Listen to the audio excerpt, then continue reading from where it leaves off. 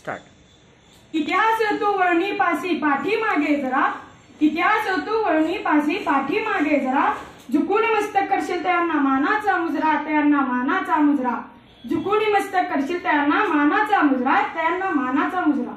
उपस्थित गुरुजन आणि माझ्या मित्र मैत्रिणींनो, खरंच आज आपण खूप नशिबवान आहोत, कारण आज आपण स्वातंत्र्यात जगतो आहोत। आज अनेक संस्था आहेत, संस्थानिक आहेत, परंतु खंत एकच आहे, ती म्हणजे ते फक्त पैशांशी चिकटलेले आहे।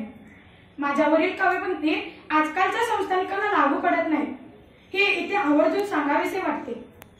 आजपर्यंत फक्त 2 संस्थानिकांचे नाव भारताच्या अर्वाचीन इतिहासात आदरपूर्वक घेतले जाते, ते म्हणजे बडोद्याचे नरेश सयाजीराव गायकवाड आणि कोल्हापूर संस्थानपती श्रीमंत शाहू महाराज। शाहू महाराज हे खऱ्या अर्थाने रयतेचे राजा होते।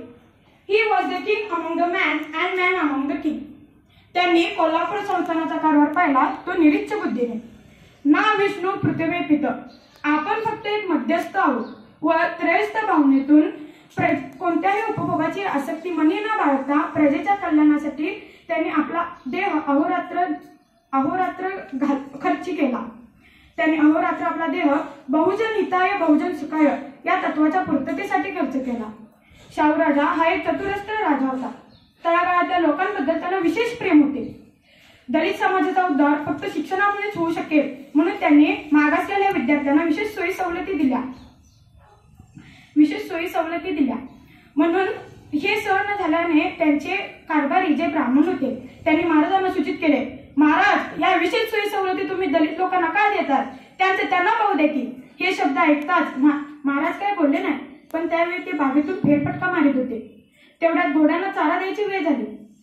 त्यांनी सर्व कारभाऱ्यांना बोलावून घेतले, पागणीसाला सांगितले, आज सर्व घोड्यांना स्वतंत्र चारा न देता प्रत्येकाला एकत्रच चारा दे। मग त्यानंतर पागणीसाने सर्व घोड्यांचा चारा एका मोठ्या लाकडी भांड्यात ठेवला व सर्व घोड्यांना एकत्रच सोडले।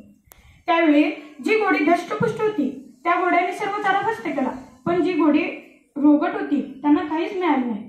महाराजांनी कारभाऱ्यांना दाखवून म्हटले, कारभारी आपल्या दलित समाजाची अवस्था देखील अशीच आहे, रोगट घोड्यांसारखी झालेली आहे। इतर समाजातील लोक त्यांना काहीच मिळू देत नाही, मग आपण त्यांच्याकडे लक्ष देऊन लक्षपूर्वक भरवायला पाहिजे की नको।